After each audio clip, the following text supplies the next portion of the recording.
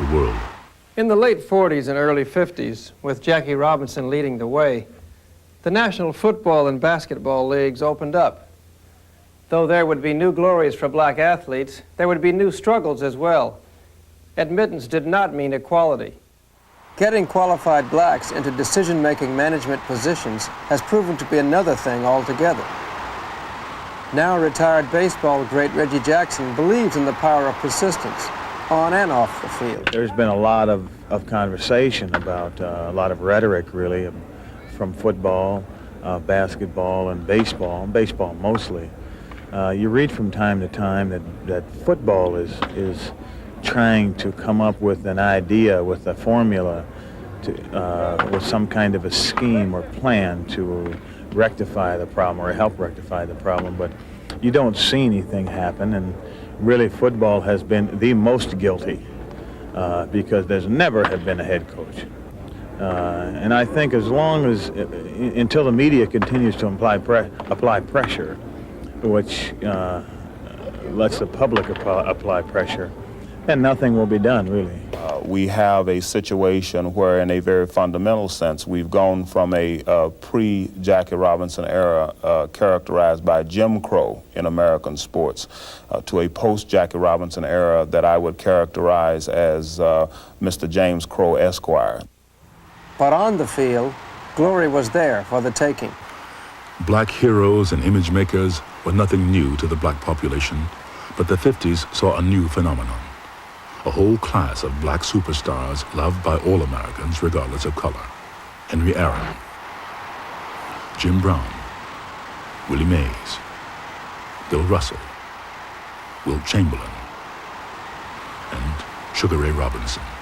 All these legends were born and nurtured within a decade of Jackie Robinson's entry into the major leagues.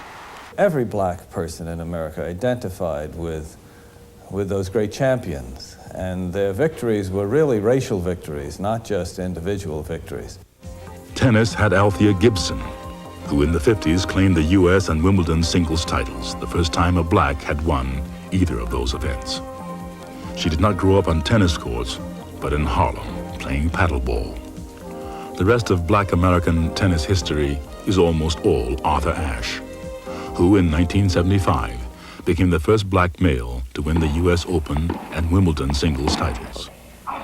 As was the case with Althea Gibson, Arthur Ashe was widely admired and saluted by the black community for his outstanding achievement, but so far, he has not been followed. Still, there have been major advances. Zena Garrison is the first black woman to make the world's top 10 since Althea Gibson, and she's still on the rise. And there are other faces, Lori McNeil and Chip Hooper.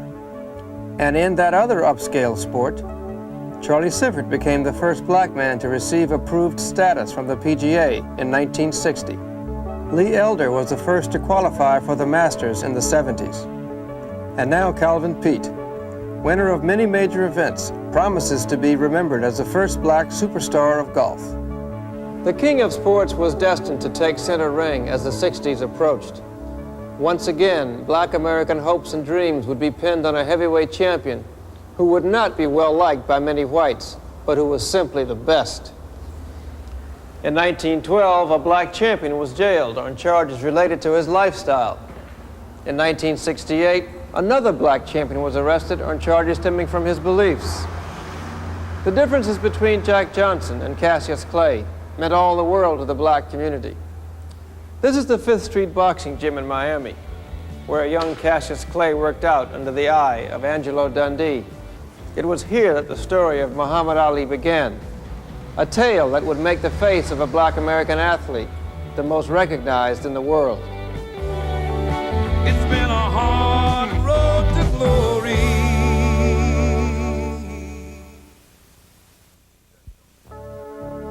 Jack Johnson was a hunter. Joe Louis was a soldier. Muhammad Ali's identity rests in the title he earned 3 times, a champion. The list of role models that inspired him to greatness is not a surprising one. The retired champ remembers his heroes.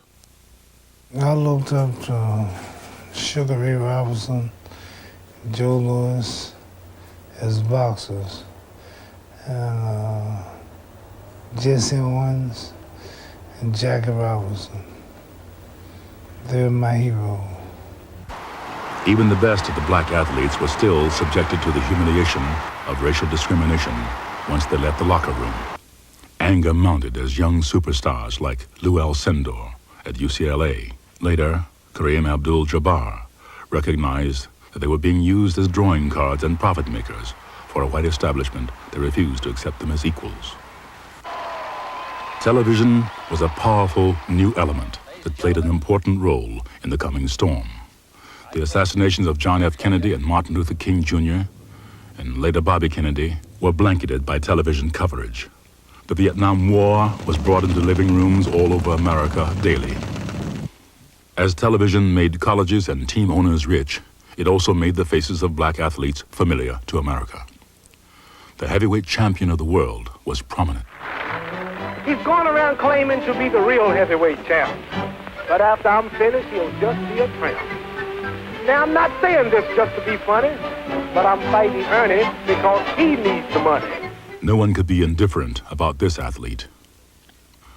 When Cassius Clay refused military induction in 1968, when the reigning champion of the boxing world was convicted, jailed, and stripped of his title as a matter of principle, it was a media event. The world watched. Its champion was arrested because he refused to kill. The government demanded, Ali refused. It was a simple stand, but it reminded black Americans that they had choices even when they were told they had none. It was a time for crusades, a boycott of the 1968 Olympics by black American athletes in protest of their own treatment, and of the decision to allow the segregated South African team into the Olympics would deal a critical blow to America's Olympic efforts. It would focus world attention on U.S. racial problems and perhaps force a change. In the end, South Africa did not participate, and there was no boycott, but there was controversy. The architect of the Olympic Rebellion was Harry Edwards. We defined sport as what it has inevitably proven to be. It is an undeniable fact today that sport is political. Tommy Smith and John Carlos climaxed the Olympic Rebellion on the victory stand with symbolically raised black-gloved fists as the U.S. national anthem played. Controversial, to say the least, but 20 years and several boycotts later, it can now be seen for what it was, a restrained, articulate gesture that made its point clearly and effectively without disrupting the games themselves. It was inevitable, really, that sport should serve as a battleground for larger issues concerning blacks in America. All along the hard road, sports had been much more than just games. They've been a road to somewhere promising a sense of accomplishment, purpose, and even glory. When blacks finally became accepted as athletes, the next accepted as athletes